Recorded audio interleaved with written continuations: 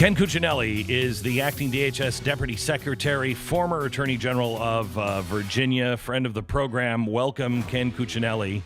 I know you are, I believe, out at Camp David with the president and not doing a lot of interviews today. We appreciate you doing this and bringing us up to date on what is happening in Portland. It is being spun in the press as though we folded, the federal government folded. Can you tell me what happened? Well, it's if I can fold by getting the other side to do what I want them to do every time, I'm all in. But we have been asking Governor Brown specifically for more than 2 weeks to do what the Portland police aren't being allowed to do by their own city leadership, and that is police the area around the federal courthouse and other federal facilities. And they've refused to do it until this week. But they're coming in tonight, and they had to come in last month, along with some Guard members, based on articles I've read in June, that for situations in Portland and the same string of violence that had nothing to do with the federal facilities. So this isn't the first time they've had to do this. They were just a whole lot slower in doing it because they don't like Donald Trump, frankly. But we've been performing the mission of protecting the people on these federal facilities and the facilities themselves. And when the daily violence from late May to when you and I are talking right now, they haven't missed a day in Portland. In May and June, only 3 of those days seriously involved federal properties. In July, it has been every single day. The federal courthouse has become the target of the violent mob, and that's what it is. Protesters aren't rioters, and rioters aren't protesters. There's a difference, and the only ones that we're concerned about from a safety standpoint we want to keep the protesters safe, but the violence from the rioters is what needs to be quelled. The president has called for that, and we move more officers into Portland to be able to protect the courthouse from exactly this kind of rising violence. All right, so you are going to be there until the, state police and possibly National Guard prove that these things are being protected, or how's this going to work? So the Federal Protective Service, which is a little-known part of the Department of Homeland Security, has been protecting this courthouse since it was built in 1997. We're not leaving Portland ever. But what people are talking about is the additional officers we sent into Portland because of the rising violence. They are not leaving Portland either. We will see how this partnership between the marshals, U.S. Marshals, and our Federal Protective Service and the state police works. And if it works through a weekend and into next week, and the violence is quelled and these protests return as peaceful protests, then when the circumstances allow for it, we can draw down the extra officers that are in Portland now. And they just won't be specifically at the courthouse tonight. So, Ken, I've never seen anything like what is happening. I mean, Bill Barr, I'm sure you watched what happened to Bill Barr. The Democrats have absolutely become unhinged. They are all now saying that Donald Trump is only using DHS and all of these other departments as a prop for his election, that there is no real violence. This is all a conspiracy theory.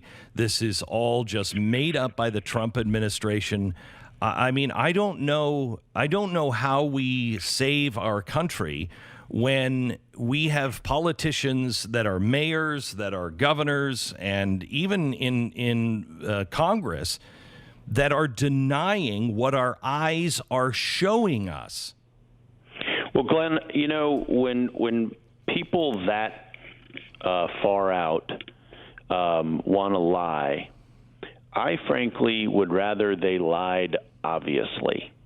I have faith in the wisdom of the American people, and I have faith that they can use their own eyes and determine that so many of the people you have cited to, starting right there locally with the mayor of Portland, have lied knowingly and intentionally, and in the case of the mayor of Portland, encouraged violence, incited it. I think the American people and their understanding will prevail. And it's so important for people like you to talk about this publicly, because the mainstream media they're basically a narrative machine for the left. So it's important that other avenues get the truth out, because the truth is not what they're about anymore. Well, we're fighting for our lives. I mean, honestly, many of us in my industry have been talking, on the phone and behind closed doors. Many of us are convinced that if Donald Trump loses this election, we're done. I mean, there's just no way. I mean, they're already silencing our voices online. They are going after anybody who has a differing opinion. We are so close to losing the First Amendment. We've already lost parts of it, in my opinion, that I don't know how we continue to get the word out. Yeah, and we do have various avenues, but we have to keep fighting, as you note and as you do. Yes. But there's no question. The people we're up against, they do not believe in free speech. That is the last thing they believe in. They believe in forced agreement with their radical Marxist perspective, and they will do it by force. And they've demonstrated they do not care if they kill people, they don't care if they hurt people, they don't care if they destroy businesses or communities. They will impose. As Eric Erickson long ago said on Red State, you will be made to care. We will be forced to conform. That is part of their goal. And it's why it's so important that we at DHS and the president not have backed down in Portland or anywhere else in the country, that we impose the necessary circumstances for peace, which is exactly what we've done in Portland. And if those circumstances are achieved, then our goal will have been achieved. That is what victory looks like. And there's nothing wrong with a win-win. I have no problem with the State Police of Oregon getting credit for helping to bring peace to Portland when they actually come and help do it. And they are finally becoming our partners in that effort. And if that's achieved, we'll have been the ones who held the line throughout July in the complete absence of Governor Brown and her readily available officers and National Guard if she chose to use them. Ken, we're talking to Ken Cuccinelli. He is the acting DHS Deputy Secretary. Ken, 2 weeks ago, my staff produced the documents that showed that radicals in the Islamic world are actually over here now teaming with BLM and Antifa in things like Portland, and they are attempting to make this a global intifada. I haven't seen anyone else talk about this, but you're seeing it in the press. You're seeing it from the governor. You're seeing it from the mayors of some of these cities, where they are now talking about the federal government coming in and being an occupying force. This is exact rhetoric from the Palestinian radicals. Are you at DHS? Are you looking into those connections? Are we going to see more than just we're looking into it? Are we going to actually start to see arrests being made and connections made? Well, of course, the basic arrests have been being made. We've made almost 100 of them in Portland alone this month. But the connections you're talking about, first of all, let's be candid. Our enemies around the world relish this. I remember looking up the viral video of the perfectly legitimate detention by CBP officers of a guy who matched the description of someone who'd assaulted federal officers.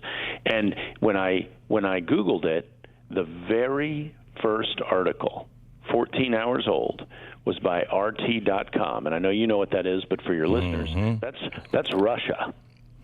That is Putin's pals, and anybody who thinks they're really friendly with the president, you could read that article. They drive both sides. What Russia's about is destabilization. What Iran is about is destabilization. China, would like their pals in all these offices, people who'll just let them sell more stuff. But for many around the world, including the jihadists, who have sharpened their marketing skills in the last 10 years, they grab this stuff and they use it. And the language is strikingly similar frequently to what you hear coming out of people on the left. And, whether that's coincidence or whether that's intentional, I don't know at this point. But I'm sure there are, across the country, not just in Portland, there are hundreds of investigations running, and we're trying to run those connections backwards. And as we do, we'll press into each one. But I can't jump ahead of that right here as we talk on the radio. Is there any? Do you have any thoughts on what Bill Barr faced? Well, yes. I mean, this week, frequently hearings, especially in the House, are just kind of a joke. I heard it. Martha McCollum said he should have just put up a paper picture of Bill, and they could have just yelled at it. And it would have been about the same. And as the Attorney General said, when he was trying to speak, he said, "I thought this was a hearing, and you were supposed to hear from me." Look, I've been in these in the House, and they've made up a phrase. I take back my time. And they've made this phrase up. It really means nothing to anybody outside of that building. And what it's intended to, what it does is it means you don't get to talk. So, but they don't want to say, "Mr. Attorney General, you don't get to talk," because that looks really bad on camera. So they made up this new phrase, "I take back my time," that no American really understands. So when you play that clip, it just looks like gobbledygook. You don't even think much about it. But they use their 5 minutes, they yell at the Attorney General, and then when their 5 minutes is up, they don't give him any time to respond to this typically scurrilous libel. And they, as you know, get in that position when they're on that dais. They get the protection of the Constitution. They can say anything without being held liable for libel, and they do. And perhaps that's one of those things that should change. Ken, thank you so much. We appreciate all of your work, and remain strong. Give the president our best. Thank you so much.